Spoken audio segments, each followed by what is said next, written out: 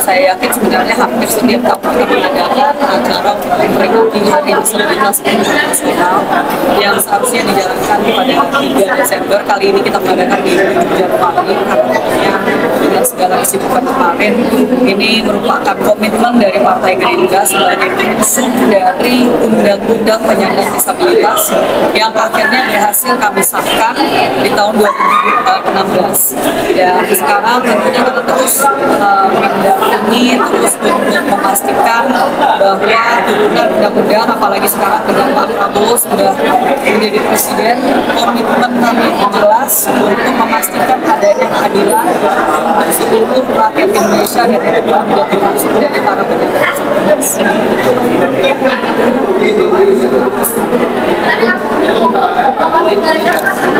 Ya, karena kembali lagi bahwa penyandang disabilitas adalah bagian dari masyarakat. Kita punya komitmen untuk membangun rumah yang cukup.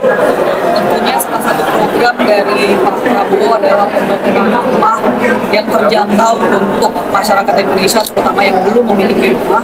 Dan salah satunya adalah para penyandang disabilitas. Jadi itu adalah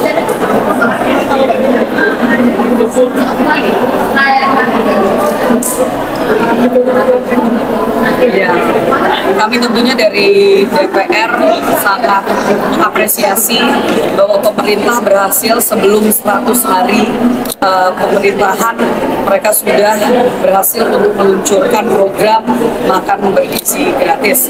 Tentunya ini masih dengan jumlah yang sangat terbatas dan kita terus menghimbau untuk keterlibatan dari masyarakat karena ini tentunya bisa menjadi salah satu jalan keluar untuk masa depan Indonesia. Satu dari segi ketahanan pangan, yang kedua tentunya kita mendukung anak-anak Indonesia dan juga ibu hamil ya, supaya bisa mendapatkan nutrisi yang cukup untuk masa depan Indonesia, generasi emas Indonesia, terutama untuk Indonesia emas 2045. Yang ketiga, dengan makan bergizi gratis ini tentunya seharusnya bisa mendukung ekonomi untuk para pekerja mereka yang memang bekerja keras untuk memastikan adanya cukup pangan makanan untuk masyarakat Indonesia dan tentunya ekonomi mereka sendiri yang biasanya selama ini terjadi. Jadi apresiasi yang seperti itu.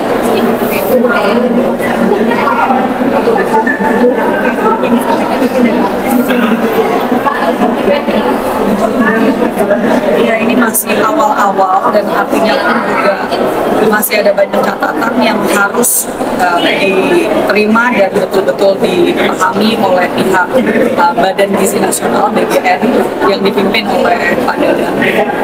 Dan kami berharap bahwa kedepannya akan terus diperbaiki.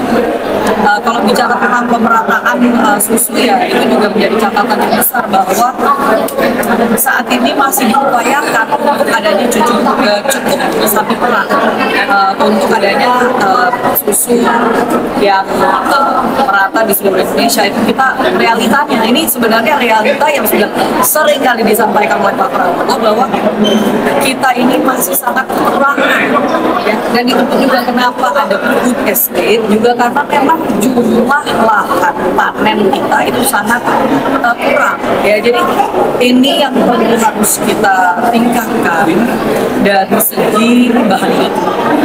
Jadi mudah-mudahan ke depannya masyarakat bisa memahami kenapa pentingnya program-program untuk peningkatan produksi pangan kita, yaitu untuk kebutuhan kita sendiri. Jadi mudah-mudahan ini diperbaiki.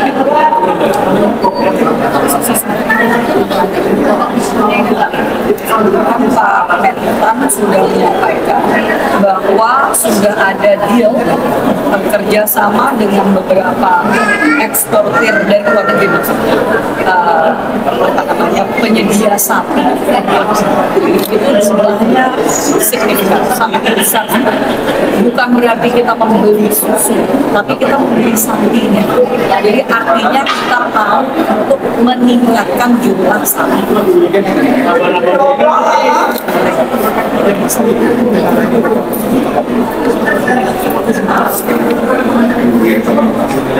Undang-Undang Penyandang Disabilitas menyatakan dan jelas bahwa semua perusahaan swasta yang memiliki karyawan lebih dari 100%-nya ini harus disabilitas.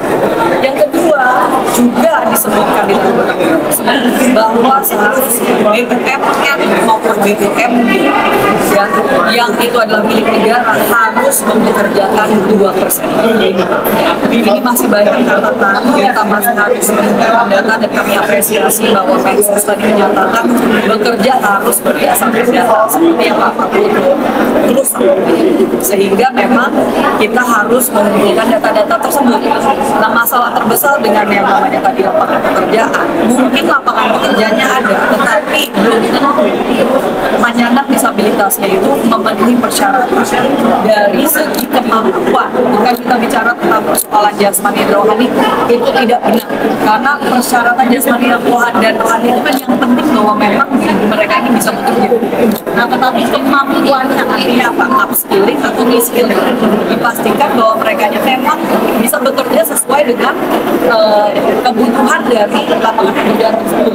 Nah, ini yang masih harus mix and match ini yang tadi yang disebutkan oleh Pak Mensos itu yang disebutkan menjadi salah satu hal yang harus kita lakukan.